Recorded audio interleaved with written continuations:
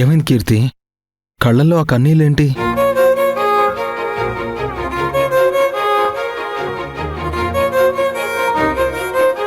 నా సంతోషాన్ని చెప్పడానికి మాటలు చాలక కన్నీళ్ళ రూపంలో బయటకు వస్తున్నాయి.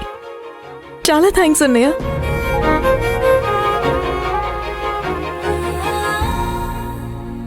ఇలాంటి ఎఫెక్షన్కి నేను దూరమై చాలా రోజులైందన్నయ్య. ప్రేమగా దగ్గరికి తీయడానికి అమ్మ లేదు. నేనున్నానని ధైర్యం చెప్పే డాడీ నేను చచ్చానని నీళ్ళు వదిలేశారు. నాతో మాట్లాడడమే మానేశారు.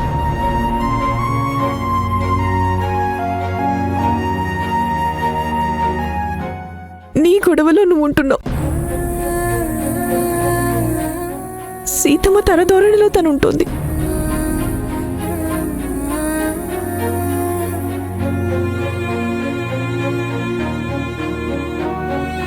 ఈ ఆప్యాయత, ఇలాంటి ప్రేమ మీ నుంచి నాకు కరువై మీతోనే ఉంటూ నేను ఒంటరిదాన్ని అయిపోయాను.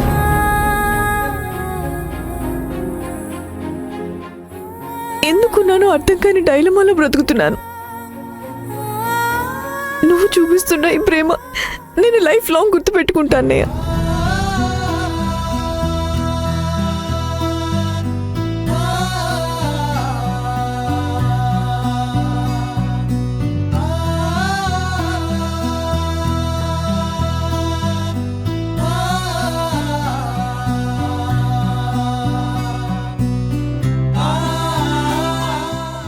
మా నుంచి ఈ ప్రేమ నీకెప్పటికీ ఉంటుంది కీర్తి. నువ్వు ఒంటరిదానివని అస్సలు ఫీల్ అవ్వకు.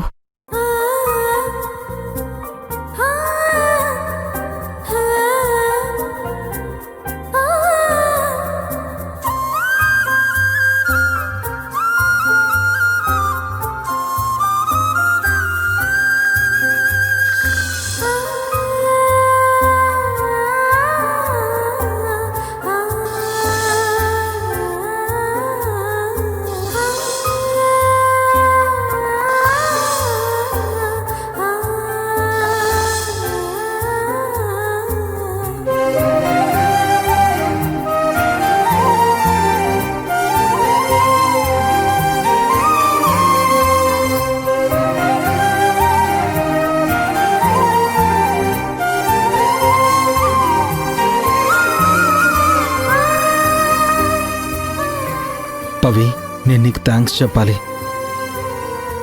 నేను నా చేతులతో గోరింటాకు పెడితే కీర్తి నా నుంచి ఇంత ప్రేమ తీసుకుంటుందని నేను గెస్ చేయలేకపోయాను.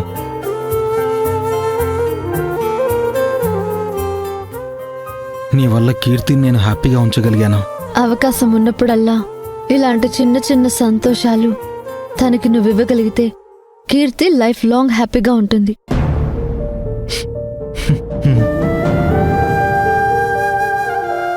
టైం దొరికినప్పుడల్లా ఈ ప్రేమని నువ్వు కీర్తికి అందించాలి.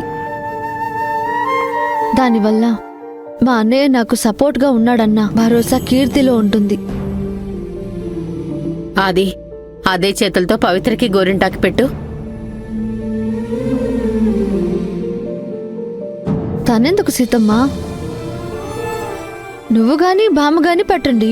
ప్రేమ ఆప్యాయతల గురించి ఇప్పుడేగా అమ్మ నువ్వు చెప్పావు బంగారు తల్లి.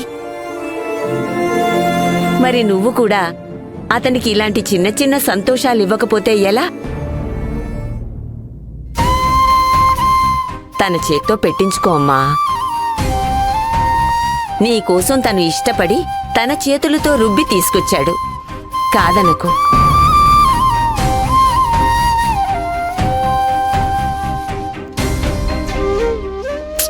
చూస్తావేంట్రా, గోరింటాకు పెట్టు.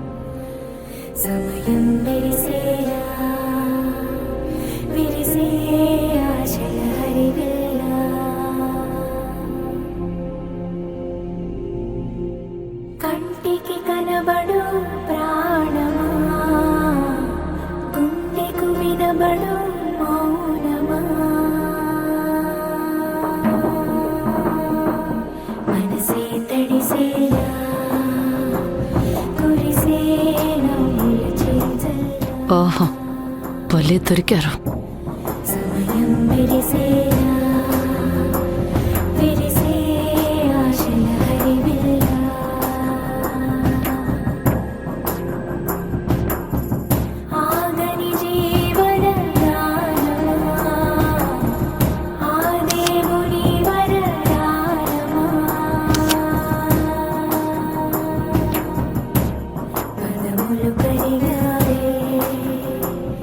వీటిని సంజనాకు పంపాలి.